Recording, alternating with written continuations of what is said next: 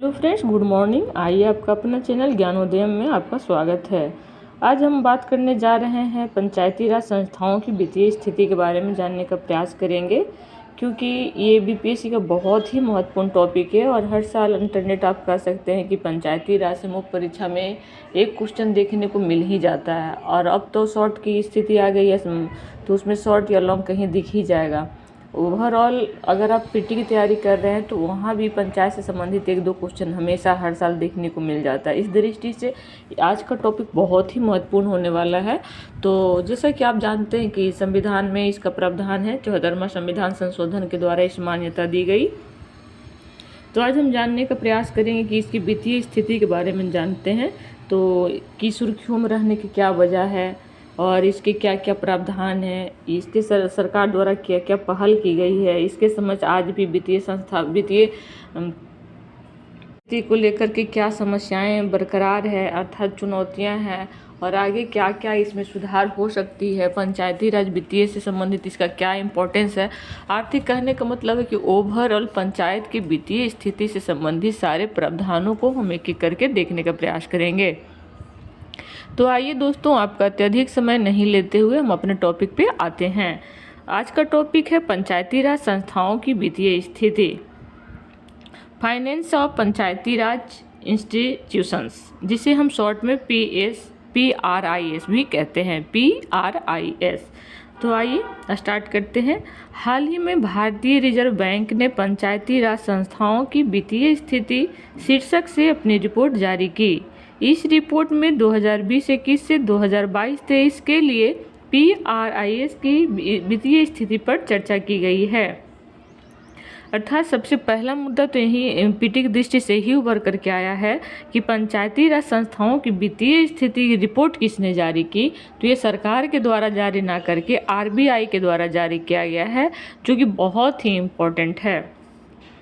पंचायती राज संस्थाओं और उसके वित्त के बारे में एक एक करके जानते हैं कि 73वां संविधान संशोधन अधिनियम 1992 में इसके द्वारा सामान्यतः PRIS का त्रिस्तरीय गठन करके इन्हें संस्थागत रूप प्रदान किया गया है, जिन्हें निम्नलिखित तरीकों से संस्थागत रूप दिया गया। जैसे भारतीय संविधान के भाग 9 के अनुच्छेद 243 में पंचायतों का गठन का प्रावधान किया गया है।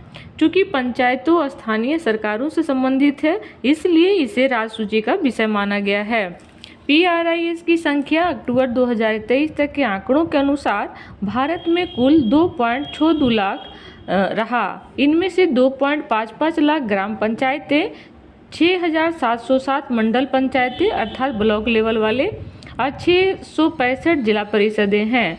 एक बार पुनः आंकड़ों को जान लीजिए, क्योंकि आंकड़े देने से किसी भी मुख्य परीक्षा, किसी भी एग्जाम की मुख्य परीक्षा को आप आंसर लिख रहे हैं तो उसमें आंकड़ों को यदि आप देते हैं, और जैसा कि बीपीएससी में हाल के दिनों में 68वीं से निबंध लागू कर दिया गया है, तो वहाँ भी अगर आप आंकड़ों के द्वारा अपनी बातों को रखते हैं तो उसका बहुत ही वैल्यू हो जाता है। तो एक बार पुनः सुन लीजिए कि PRIS की संख्या अक्टूबर 2023 तक के आंकड़ों के अनुसार भारत में कुल 2.62 लाख, जिसमें से 2.55 लाख ग्राम पंचायतें, 6,707 मंडल पंचायतें और 665 जिला परिषदें हैं। अब थोड़ा सा हम इसके संविधान के नज़रिए से देखने का प्रयास करते हैं कि पंचायतों को वित्तीय सशक्तिकरण के लिए संवैधानिक प्रावधान क्या क्या है। तो अनुच्छेद 243H राज्य का विधानमंडल कानून पारित करके राज्य की संचित निधि से पंचायतों के लिए सहायता अनुदान का प्रावधान कर सकता है। यह पंचायतों को कर, शुल्क, पथकर और फीस लगाने, एकत्र करने एवं आवंटित करने का अधिकार देता है। अनुच्छेद 243I, इसमें यह प्रावधान किया गया है कि पंचायतों की वित्तीय स्थिति की समीक्षा करे और उनकी वित्तीय स्थिति में सुधार के लिए सिफारिशें करने हेतु 5 साल में एक राज्य वित्त आयोग गठन किया जाएगा। अनुच्छेद 280 के सब सेक्शन 3 के सब सेक्शन BB, केंद्रीय वित्त आयोग का कर्तव्य है कि वह राज्य में पंचायतों के संसाधनों की पूर्ति के लिए राज्य की संचित निधि को बढ़ाने हेतु आवश्यक उपायों के बारे में राष्ट्रपति से सिफारिश कर सकता है। हम जानने का प्रयास करते हैं कि इसके जो पंचायत राज है उसके लिए वित्त का स्रोत कहाँ कहाँ से उपलब्ध होता है। तो इस प्रकार है, राजस्व के आंतरिक और स्वयं के स्रोत, अर्थात कर राजस्व भूमि, कृषि भूमि के अलावा या भवन अथवा दोनों पर संपत्ति कर, निजी शौचालयों पर कर, प्रकाश कर, पंचायत क्षेत्र में व्यवसाय या वृत्ति करने वाले व्यक्तियों पर कर आदि शामिल है। इससे कर राजस्व की प्राप्ति होती है। वहीं यदि हम बात करें गैर कर राजस्व की, तो इसमें पंचायत क्षेत्र में विक्रय के लिए बाहर से माल मंगवाने वाले व्यक्तियों पर बाजार कर, पंचायत क्षेत्र में पशुओं के विक्रय के पंजीयन पर शुल्क आदि सम्मिलित है। अगर हम बात करें कि केंद्रीय वित्त आयोग और राज्य वित्त आयोग से धन का अंतरण किस प्रकार किया जा सकता है, अर्थात केंद्र के सरकार राज्य को पंचायती स्तर पर स्थानीय निकाय के लिए किस प्रकार वित्त की व्यवस्था की गई है, तो इस प्रकार है। शर्तों के तहत दिया गया अनुदान जैसे कि स्वच्छता, शिक्षा आदि जैसे विशिष्ट उद्देश्यों या क्षेत्रों के लिए निर्धारित गैर शर्त अनुदान, ये अनुदान विशिष्ट शर्तों या प्रतिबंधों के बिना दिए जाते हैं। इनका उपयोग स्थानीय आवश्यकताओं और प्राथमिकताओं के लिए किया जा सकता है। प्रदर्शन आधारित अनुदान, केंद्रीय वित्त आयोग की सिफारिशों और विशिष्ट प्रदर्शन मानदंडों के आधार पर PRIS को अतिरिक्त धनराशि दी जाती है। विशेष श्रेणी अनुदान, ये अनुदान अतिरिक्त वित्तीय सहायता के तौर पर दिए जाते हैं। ये विशिष्ट क्षेत्रों या संदर्भों में PRIS की अनूठी चुनौती या विशेष ज़रूरतों का समाधान करने के लिए दिया जाता है। तो ये रहा। इसके अलावा अन्य स्रोत की यदि हम बात करें तो मनरेगा, प्रधानमंत्री आवास योजना ग्रामीण, सांसद आदर्श ग्राम योजना जैसी विभिन्न योजनाओं के तहत केंद्र सरकार और राज्य सरकार से अंतरित निधि, विश्व बैंक जैसे अंतर्राष्ट्रीय निकायों से दिए जाने वाला अनुदान।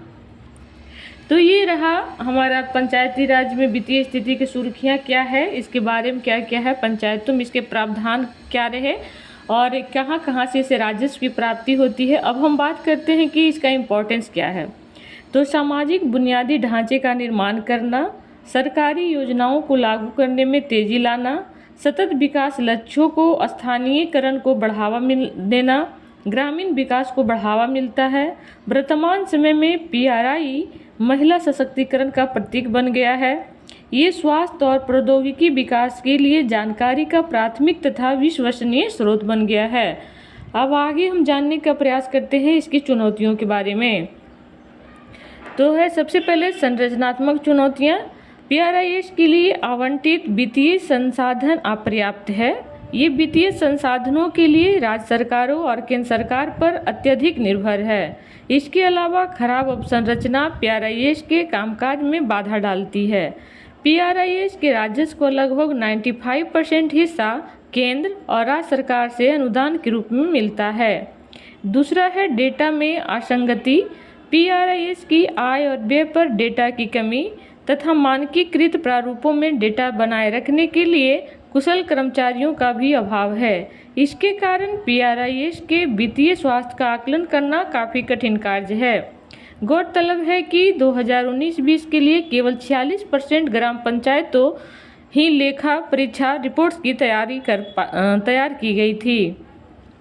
स्वयं के राजस्व के सीमित स्रोत। पंचायतों के स्वयं के राजस्व स्रोत सीमित हैं।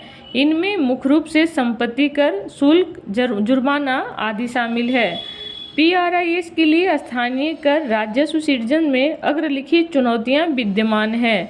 सीमित कर आधार, प्रशासनिक अवसंरचना की कमी, प्रशिक्षित कर्मचारियों का अभाव, नए कर लागू करने के लिए अस्पष्ट दिशा निर्देश आदि। भ्रष्टाचार। PRIS में व्यक्तिगत लाभ के लिए निधियों के दुरुपयोग के कई मामले सामने आए हैं। इसके कारण PRIS को अपनी भूमिकाओं और जिम्मेदारियों को प्रभावी ढंग से पूरा करने में बाधा उत्पन्न हुई है।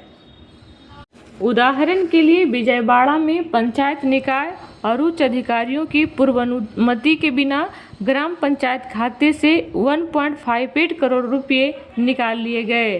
राज्य वित्त आयोग ग्रामीण विकास और पंचायती राज पर एक संसदीय स्थायी समिति के रिपोर्ट के अनुसार केवल 9 राज्य नियमित रूप से SFCS का गठन कर रहे हैं। इनमें से भी केवल 2 ही सक्रिय है।